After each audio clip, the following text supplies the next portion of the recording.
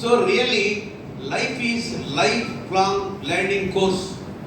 పుట్టినప్పటి నుంచి చనిపోయేదాకా మనిషి నేర్చుకుంటానే ఉంటాడు. Every event, every incident, every experience will teach a lesson.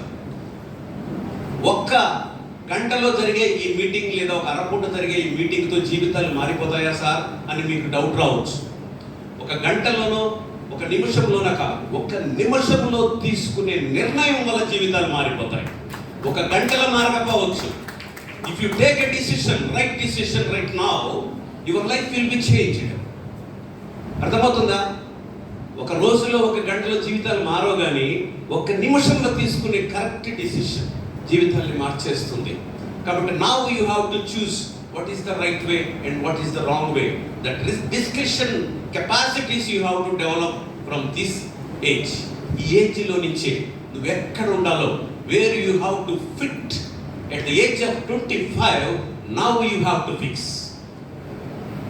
Where you have to fit at the age of 25, in this age if you fix right now, definitely you will be there. ఎక్కడానికి ప్రయత్నం చేస్తారో, ప్రతి అవకాశాన్ని వినియోగించుకుంటారో, ప్రతి ఆపర్చునిటీని ఎవరు వినియోగించుకుంటారో, ప్రతి ఇన్సిడెంట్ని, ప్రతి ఈవెంట్లో వచ్చి పాఠాలు ఎవరు నేర్చుకుంటారో వాళ్ళు ఖచ్చితంగా ఉన్నత స్థాయిలోనే ఉంటారు.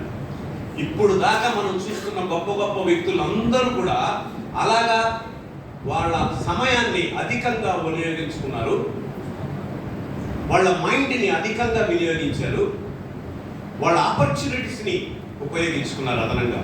So those who utilize mind extra, those who utilize their time extra, those who utilize their opportunity extra, they will become the leaders. వాళ్ళు గొప్ప స్థితిలో ఉంటారు. ఎదురైనా అటన్నింటినీ మెట్లుగా మార్చుకొని విజయాల వైపు వెళ్ళిపోతూ ఉంటారు.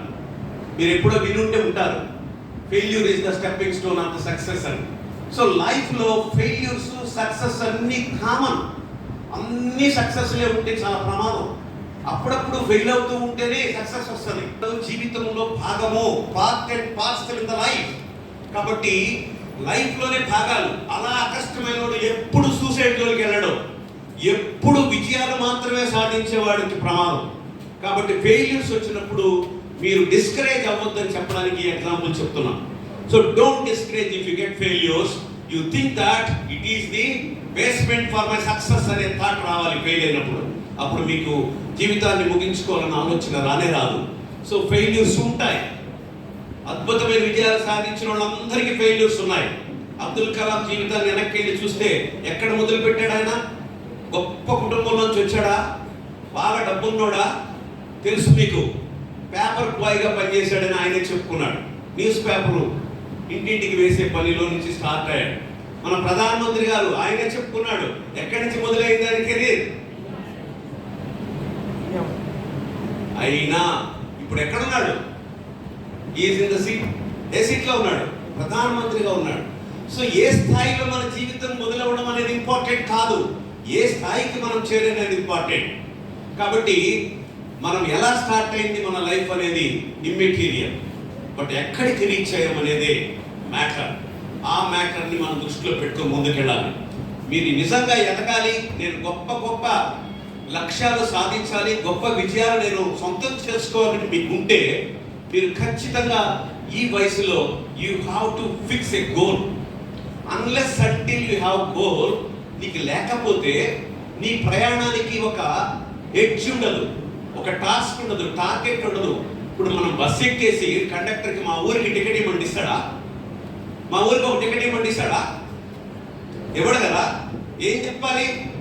నువ్వు ఎక్కడికి వెళ్ళాలో చెప్పాలి. కాబట్టి నీ ప్రయాణం ఎక్కడికి? నువ్వు చదువుకుంటూ వచ్చేసావు.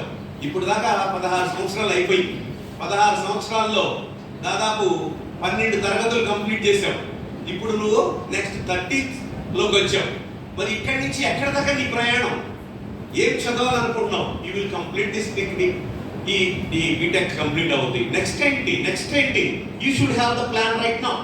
ఇప్పుడే నీకు ఆ ప్రయాణం అంశ ఎక్కడో, నువ్వు ఎక్కడ దాకా ప్రయాణించాలనుకుంటున్నావో దానికి ఏ ప్రణాళికలు, ఏ స్థాయి చదువు నువ్వు చదవాలో అనేది నీకు అంచనా ఉండాలి.